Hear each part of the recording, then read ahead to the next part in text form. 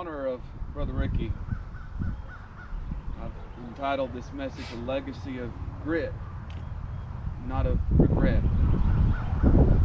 2 Timothy chapter 4 and verse 7, it says this. It says, I fought a good fight.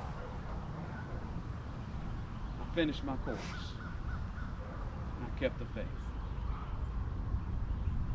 A couple years ago, there was this smart college person that went out and did a study for many years, studying on this word called grit.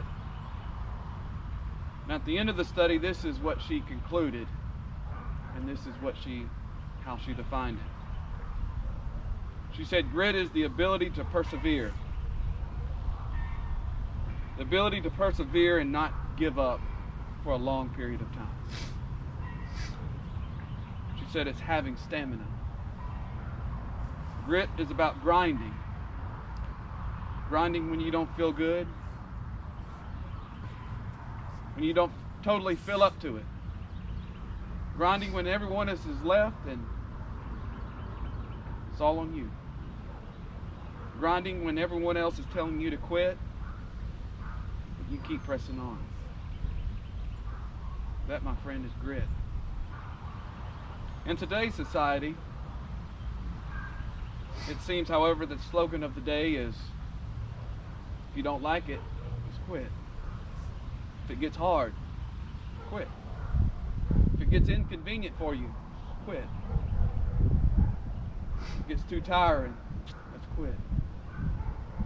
If it takes too much of your time, quit. You see, churches are closing its doors at a rapid pace, all because of this mentality. Christians are becoming more and more in sync with the world because of the lack of grit. And you may be standing here this morning wondering why I'm speaking on the word grit here at a graveside service in honor of Brother Ricky Davis. I'll tell you why. Because every time I saw him, every time I spoke with him, I couldn't help to not think of grit. This was a man that I know didn't feel well, was weak, probably in some pain. But I remember a couple of months ago, church has already started one Sunday morning. Song service has already begun. And here comes Brother Rick rolling in his wheelchair. Now I know there could have been a whole lot of people there that day that felt perfectly well, didn't have nothing else important to do. They chose to stay home. But Brother Rick, through his pain, whatever he was feeling that day, he said, I was going to go to church. It took some grit. One day I visited him in the hospital in Dallas. I walked in. I don't know how many machines they had in that hospital, but I'd be willing to bet about nearly all of them was hooked up to him that day. But still, he stuck his hand out, smiled, and gave me a handshake when I walked in and when I walked out. I know he didn't feel good. He had every machine hooked up to him. It took some grit. Yesterday I spoke with the family. This is how he was described. Strong, resilient, friendly, lifelong friend, hard worker, role model, always willing to help, someone we look up to, a man of integrity, a man who was saved by God, and a man that valued church. I added all those characteristics up. Added them all up. The only thing you get is grit. Now we're here today with mixed emotions.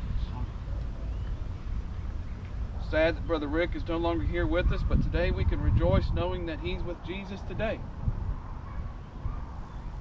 with Jesus in a new body, a healed body.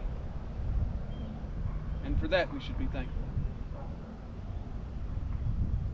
2 Timothy chapter 4, verse 7 Paul proclaimed it. He said, I fought a good fight. He said, I battled, fought. He said, but I finished my course now. And through it all, I kept the faith.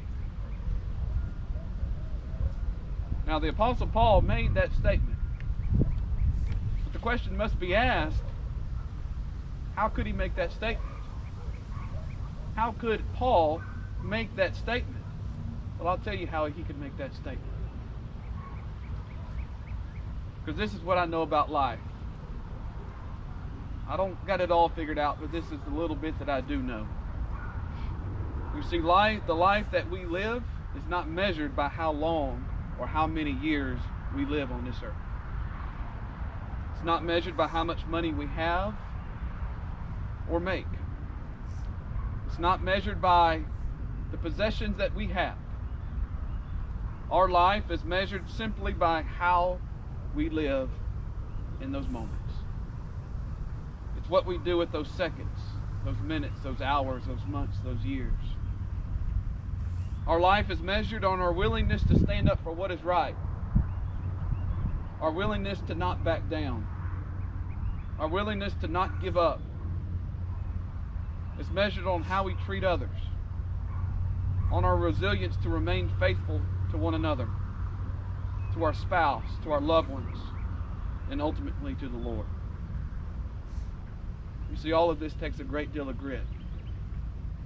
That's the reason why Paul could pen those words to young Timothy. I fought a good fight. I finished my course. I kept the faith. This should be the goal of each of us, to strive for, to reach for.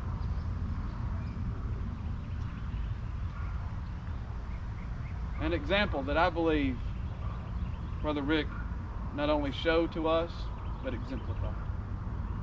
To go through what he went through, not just for a moment or a day, like many of us, not just for a year, but for many years. Countless surgeries. He fought a good fight. And now he's finished his course. He did so with dignity, class, and with grit. So you may be asking, what produces grit? How do we get it?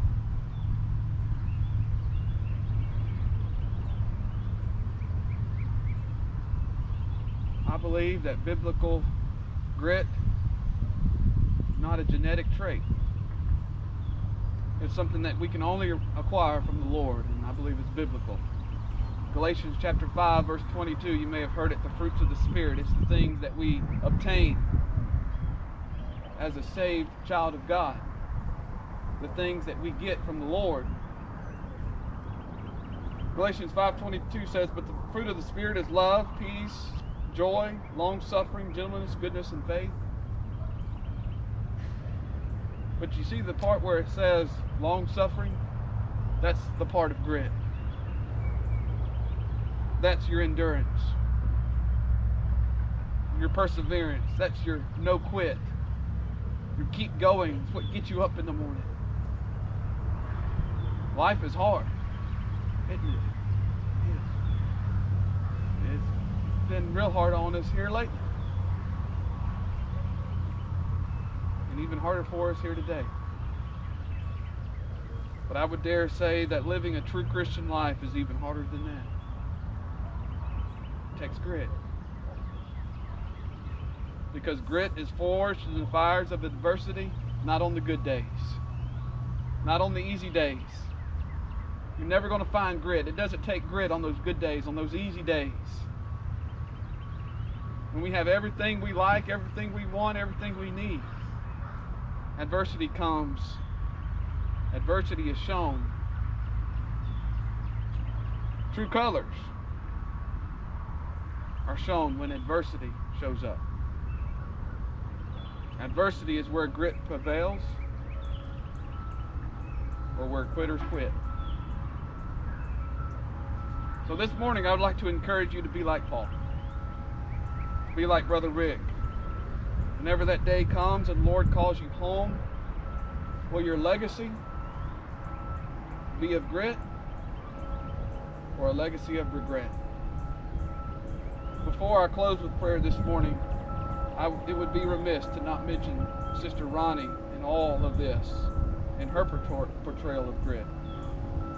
For 42 years, they were married. 42.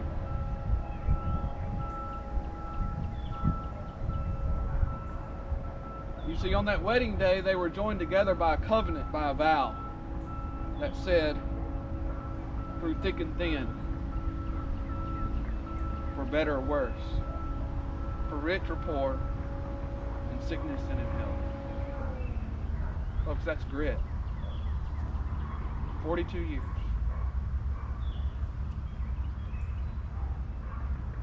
May we get a little bit of that in our lives.